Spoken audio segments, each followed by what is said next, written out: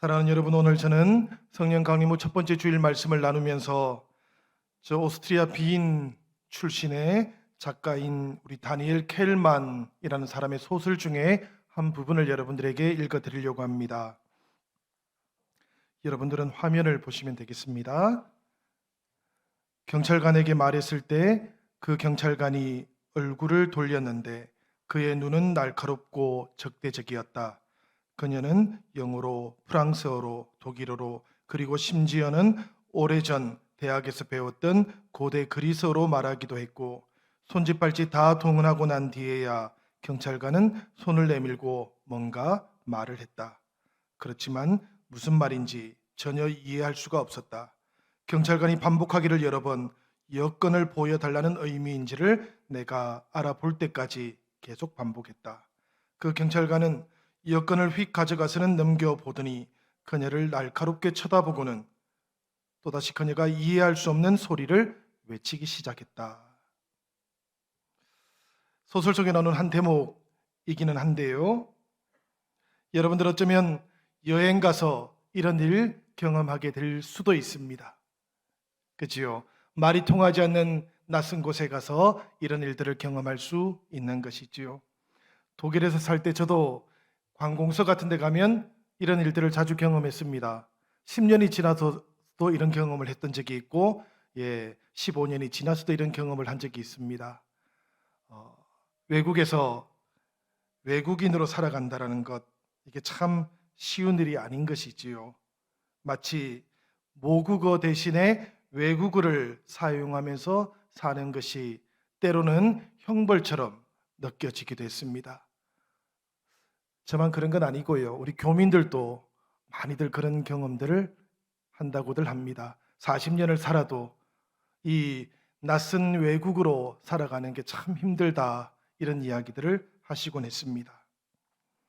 오늘 이 이야기 속에 나오는 그 외국어라는 것, 이 흩어진 언어라는 것, 사람들은, 그리고 크리스찬들도 그렇습니다마는 이 뒤섞이고 흩어진 언어를 종종 형벌이라고 그렇게들 생각합니다. 소통이 되지 않을 때, 막힐 때, 무엇인가 의미의 장애가 생길 때 사람들은 이것이 저 바벨탑 때문에 생겨난 형벌이라고들 그렇게 생각합니다. 그런데 여러분, 사실 이것은 꼭 정확한 것은 아니에요. 성경을 통해서 보면 이건 조금 다른 의미를 가지고 있습니다. 오늘 저희는 바로 그 이야기를 한번 해보려고 합니다. 우리가 읽었던 창세기 11장 1절에서 9절, 이 바벨탑 이야기는 이렇게 시작이 되고 있지요. 온 땅의 언어가 하나요, 말이 하나였더라. 제가 이 말을 히브리어로 여러분들에게 하나 읽어드리려고 합니다. 그런데 히브리어 문자를 이렇게 기록을 해놓으면 읽을 수가 없으니까 알아보실 수도 없지 않겠습니까? 그래서 제가 이걸 한국말로 음력을 좀 해봤습니다. 한번 여러분들도 보시기를 바라요. 지금 11장 1절이 이렇게 되어 있다는 겁니다.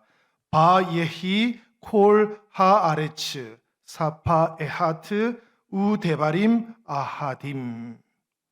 이게 무슨 말인가 싶지요? 조금 전에 소설 속에 나왔던 그 사람하고 똑같은 경험을 하게 되는 거예요. 이렇게 외국어를 만나면. 그런데 이 11장 1절에 나오는 온 땅의 언어가 하나요 할 때 언어라는 것이 조금 여기에 보면 사파라는 단어입니다. 우리 히브리어 음력되어 있는 거 다시 한번 띄워주시면 좋겠는데요. 거기에 사파라는 단어가 여기에 보면 온 땅의 언어가 하나요 할 때 이 언어를 번역한 겁니다. 그런데 본래 이 사파라는 단어는 그 뜻이 뭔가 하면 입술이라는 뜻이에요.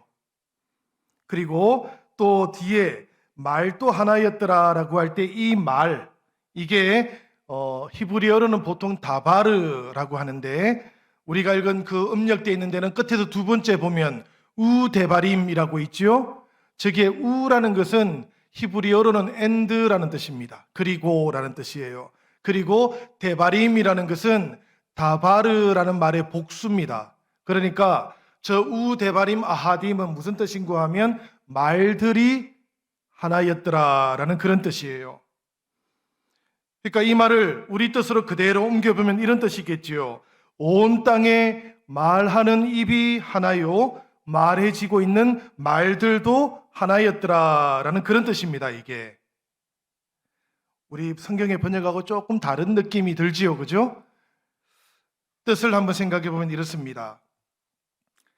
사람들이 서로 나누고 있는 그 말의 내용이 하나였더라라는 이런 뜻이에요. 이건 바벨탑을 지으려고 했던 사람들이 같은 내용의 말들만 했다는 겁니다. 그런데 그 말의 내용이 무슨 내용인가 하면 우리가 읽었던 말씀 속에 4절에 나오는 내용이에요. 이 내용을 한번 보지요. 우리 다 같이 이 4절에 나오는 내용을 우리 화면을 보면서 한번 읽어보도록 하겠습니다. 다 같이 읽겠습니다. 성읍과 탑을 세우고 그것의 꼭대기가 하늘에 닿게 하여 우리 이름을 내고 우리가 온 지면에 흩어지지 않게 하자. 도성을 세우고 그 중앙에는 하늘에까지 닿는 탑을 쌓으려고 했던 사람들이 계속 서로 주고받는 말의 내용이 바로 이 4절의 내용이다라는 거예요. 그러니까 도성을 쌓던 사람들, 탑을 하늘에까지 쌓아 올리려고 했던 사람들에게 꿈이 하나 있었네요. 그죠? 그 꿈의 내용이 무엇입니까, 여러분? 하나님을 대신해서 사람의 이름을 내자. 이게 꿈입니다. 그들의 꿈이에요. 그리고 다시는 흩어지지 말자. 이게 그들의 비전이었습니다. 이 바벨탑 이야기를 바로 앞에 있는 노아의 이야기, 그리고 창세기의 맥락에서 우리가 조금 생각해 보면 높은 탑이 있으면 큰 홍수가 와도 대처할 수 있다고 생각했던 거예요. 그 이면에는 이런 생각도 있는 거죠. 노아의 홍수로 인해서 멸망을 당해야 했던 과거의 역사를 되풀이하지 않아야 되겠다라는 그런 의지가 숨어 있는 겁니다. 그리고 그보다도 더 깊은 곳에는 이런 생각도 담겨 있어요. 하나님이 사람의 역사에 더 이상 개입하지 못하도록 하자라는 그런 마음도 담겨 있는 겁니다. 도성을 만들고 그 도성 중간에 하늘에까지 닿는 탑을 만들자고 생각했던 사람들, 이 사람들은 모두가 다 이런 내용의 말을 주고받고 있었다라는 그런 이야기예요. 사람들의 이런 행동을 보셨던 하나님께서는 어떤 반응을 보이셨을까요? 오늘 우리가 봉독했던 5절에 보면 하나님께서는 이렇게 하셨습니다. 사람들의 행동을 아시고 그들이 짓는 성읍과 탑을 보시려고 내려오셨다라고 하십니다. 제가 이 말씀을 묵상하다가 내려오셨다라는 이 표현에 마음이 오랫동안 머물렀습니다. 하나님께서 멀리 있는 것을 볼 수 없으셔서 내려오신 것은 아닐 겁니다. 하나님은 볼 수 없는 것이 없으시고 보지 못하는 것이 없지 않겠습니까? 이 말씀을 생각하고 묵상하는 동안 자연스럽게 우리의 시편 2장 2절에서 4절까지의 말씀이 떠올랐어요. 여러분, 이 시편 2장 2절에서 4절까지의 말씀 우리 같이 한번 읽어보도록 하겠습니다. 다 같이 읽겠습니다. 세상의 군왕들이 났으며 관원들이 서로 궤하여 여호와와 그의 기름 부음 받은 자를 대적하며 우리가 그들의 맨 것을 끊고 그의 결박을 벗어버리자 하는도다. 하늘에 계신 자가 웃으시며 주께서 저희를 비웃으시리로다. 내려오셨다라는 말씀을 묵상하는데 왠지 이 시편의 말씀이 떠올랐어요. 특히 이 4절에 있는 하늘에 계신 자가 웃으시며 라는 이 말씀이 떠올랐습니다. 창세기의 말씀이 신할 저 평지에서 큰 도성을 만들고 그 중앙에다가 하늘에 닿는 탑을 쌓아서라도 흩어지지 말자, 하나님이 더 이상 인간의 역사에 개입하지 못하게 하자라고 그렇게 생각하고 계획하고 노력하는 사람들을 보시고는 비웃고 있는 것만 같이 느껴졌어요. 무슨 이야기인가 하면 사람의 건축이 아무리 높고 아무리 거대하다 할지라도 그런 건축물은, 그런 탑은 하나님께서 내려오셔야 볼 수 있을 만큼 땅에 붙어 있다, 지극히 낮은 것이다 라는 것을 성경이 이렇게 표현하고 있는 것 같았어요. 내려오셨다라는 말에 그런 의미를 담고 있는 것 같았다는 이야기입니다. 하나님은 고대이든 현대이든, 고대의 기술이든 현대의 기술이든 하나님은 하늘에 계시고 사람은 땅에 있을 뿐이라고 성경은 그렇게 이야기하고 있는 것이지요. 내려오신 하나님, 그 내려오신 하나님은 사람들의 그런 계획과 시도를 바라보시면서 그것이 헛되다라는 것을 알려주기 위해서 우리 가까이 오셨던 하나님이셨습니다. 이렇게 내려오신 하나님, 그분은 이렇게 사람들에게 말씀하셨어요. 이 무리가 한 족속이요 어느도 하나이므로 이런 일을 하는도다. 모든 사람이 같은 이야기를 한다고 했습니다. 그리고 일사불란하게 하나의 목표를 향해서 매진하고 있는 그 모습을 보면서 성경은 그들이 한 족속이다라고 그렇게 이야기한 거예요. 그런 다음에 성경은 이렇게 이어집니다.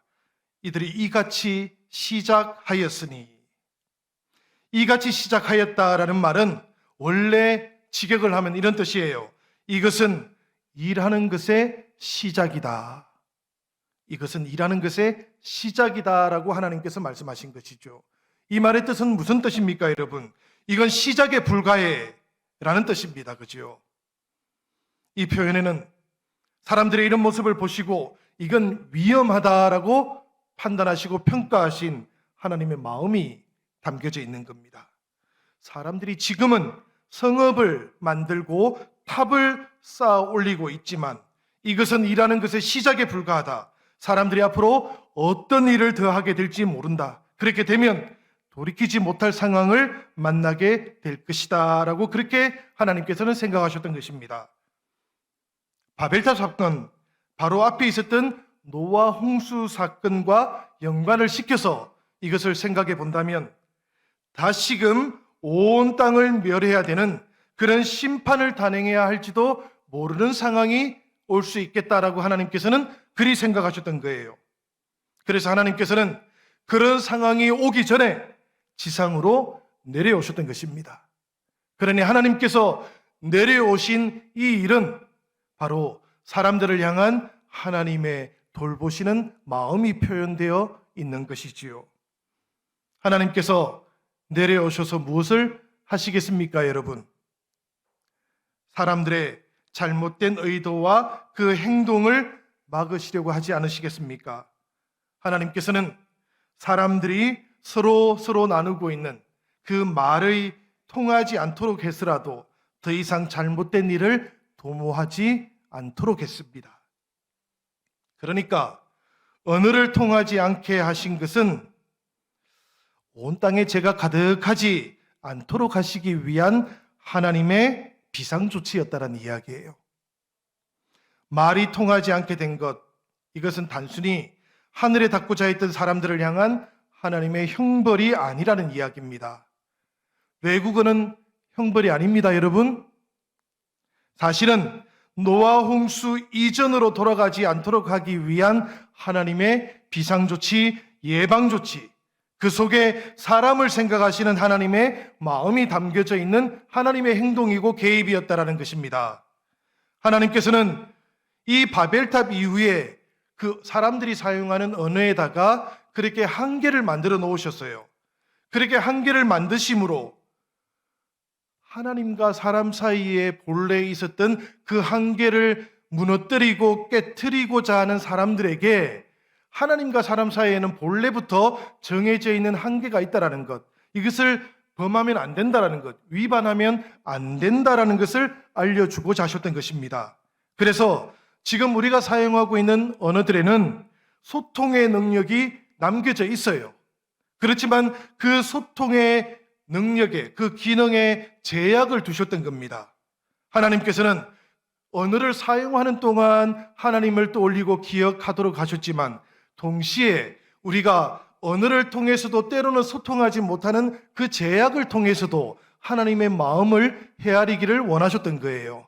그러니까 소통과 제약이 함께 있는 우리의 말을 여러분들은 하나님의 은혜라고 그렇게 생각해야 되는 겁니다. 바벨 이야기 이렇게 끝나고 있지 않습니까? 말이 통하지 않게 되자 흩어지게 되었고 성읍을 세우는 일도 그만두게 되었다. 하나님께서 비상 조치를 취하고 난 후에 사람들은 하나님같이 되는 일을 그만두게 되었다는 이야기입니다. 이것은 마치 저 에덴 동산에서 선악을 알게 하는 나무의 열매를 먹을까 하다가 그만두게 됐다라는 말과 같은 거예요. 사실은 하나님께서 그렇게 개입해 주셔가지고 사람들의 그 뜻을 멈추게 해주셨다라는 그런 이야기인 겁니다. 사람들이 성읍과 탑을 세우던 곳에 흔적이 남아 있었어요. 오랜 세월 동안 탑이 더 이상 세워지지 않고 높아지지 않고 그곳에 남아 있게 된 거예요. 폐허로 남아 있게 된 것이겠지요. 후대의 사람들이 그 짓다가만 성읍을 보고 짓다가만 그 탑을 보면서 그곳에 이름을 하나 붙였습니다, 여러분. 그 이름이 뭔가 하면 바벨이라는 이름이에요. 이 바벨이라는 이름은 히브리어로는 뒤섞이게 하다라는 뜻을 가지고 있습니다. 그 폐허가 된 것을 보고 세워지다가 멈추어진 그 탑을 보고 사람들이 이런 생각을 했던 거예요. 하나님께서는 저 성읍을 짓는 것을 멈추게 하시고 탑을 세우는 것을 멈추게 하심으로 우리가 하나님께 반역하는 것을 멈추도록 하셨구나. 이렇게 고백하게 했던 겁니다. 생각해 보시기 바라요, 여러분. 처음에 언어가 뒤섞이고 그래서 성읍을 세우는 것도 탑을 세우는 것도 멈추게 되었을 때, 갑작스럽게 사람들의 말이 통하지 않게 되었을 때, 그때 그분들은, 그 당시의 사람들은 대단히 당황스러웠을 겁니다. 재난이라고 생각했을 거예요. 왜 갑자기 우리가 서로 말이 통하지 않게 되었지? 왜 우리가 서로 듣는 것이 다르게 되었지? 이 일이 도대체 무슨 일이지? 라고 생각하게 되었을 겁니다. 재난이라고 생각하게 되었을 거예요. 그런데 훗날에 사람들은 하나님의 뜻을 깨닫게 된 겁니다. 하나님께서 우리가 하나님처럼 되려고 하는 것, 하나님께서 사람과 하나님 사이에 만들어 놓은 그 한계를 사람들이 함부로 뛰어넘어서 위반하려고 하는 것, 반역하려고 하는 것, 이것을 멈추게 하셨구나. 이것은 하나님의 은혜로운 행동이셨구나. 그래서 이름을 붙이면서 그 하나님의 은혜를 자꾸만 생각했던 것이지요. 저는 이 바벨탑 이야기를 보면서 지금 우리가 겪고 있는 코로나19를 생각을 많이 했습니다. 우리는 지금 이 상황이 그저 재난의 상황으로만 경험이 됩니다. 우리가 어찌 해야 될지 당황스럽기도 하고요. 조금 잠잠해졌다 또 확산이 생기면 또 어찌 해야 될 것인가. 또 그런가 하면 전 세계 여러 곳에서 들려오는 이 코로나19로 인한 재난 때문에 사람들이 사랑하는 사람들을 잃어버리고 슬픔을 당하는 것을 보면 안타깝기가 그지없습니다. 이것은 분명히 재난인 것이 맞지요. 아픔인 것이 맞고요. 그러나 여러분, 저희들은 이 시대를 지나가고 어느 때인가 되면 여기에 우리가 미처 깨닫지 못하고 알지 못했던 하나님의 뜻도 함께 있었다는 것을 나중에야 깨닫게 될지도 모르겠습니다. 하나님께서 사람들에게 내려오시고 하나님께서 그 역사에 개입하시고 사람들의 삶 가운데도 개입하시고 행동하셨던 그 일이 어쩌면 이 시대에도 미처 우리가 깨닫지 못하는 형태로 이미 일어나고 있는지도 모르겠어요. 우리가 재난을 그냥 재난으로만 바라보지 못하는 이유이기도 합니다. 이곳에 하나님의 숨겨진 뜻이 있다면 우리가 깨닫게 하여 주십시오라고 기도하는 이유이기도 합니다. 성령 강림 주간을 보내면서 우리들은 하나님께서 지금 우리가 겪게 한 이 모든 일들, 이 시대 가운데 하나님의 뜻도 깨닫게 해 주십시오. 그렇게 우리 함께 물어보고 성찰할 수 있기를 바랍니다. 여러분, 그냥 힘들고 그냥 당황스럽고 그냥 지쳐가지 마시기를 바랍니다. 하나님의 백성들은 그 가운데에서 하나님의 뜻을 묻는 사람들이고 하나님의 뜻을 성찰하고 깨닫는 사람들입니다. 그렇게 우리가 지금 이 시대를 함께 이겨나갈 수 있기를 주님의 이름으로 부탁을 드립니다. 하늘까지 닿는 탑, 그 탑은 생존 그리고 보호를 위한 건축이 아니었어요. 그것은 하나님 없이 살아가기 위한 인간의 교만의 상징과도 같은 것이기도 했습니다. 하나님을 대신하는 사회, 하나님의 심판마저도 무력화시킬 수 있는 그런 공동체를 꿈꾸었던 것이지요. 여러분, 이 교만, 이 하나님 없이 살아가고자 하는 이런 생각들이 어디에서부터 시작된 것일까요? 오늘 본문 2절의 말씀은 이것을 동방으로 옮기다가 그렇게 되었다고 우리에게 설명하고 있어요. 여기 동방으로 옮기다가 본래 뜻은 미케뎀인데요. 이 미케뎀이라는 히브리 단어에서 케뎀이라는 말이 동쪽이라는 뜻입니다. 그리고 믹이라는 말은 어디로부터라는 뜻이에요. 그러니까 동쪽으로부터라는 뜻인데, 이 말씀의 뜻은 공간적으로는 이런 뜻입니다.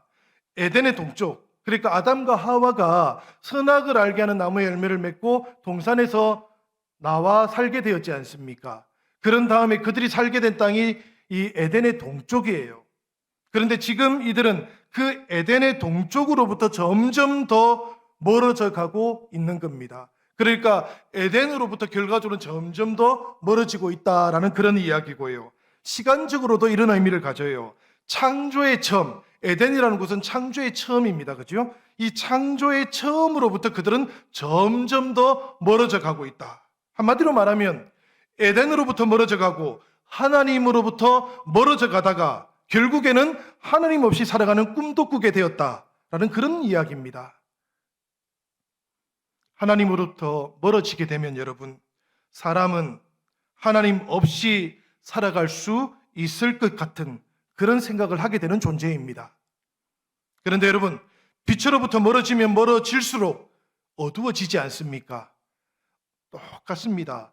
우리 존재는 하나님으로부터 멀어지면 멀어질수록 점점 더 어두워지고 또 악해질 수 있는 그런 본성을 가지고 있기도 합니다.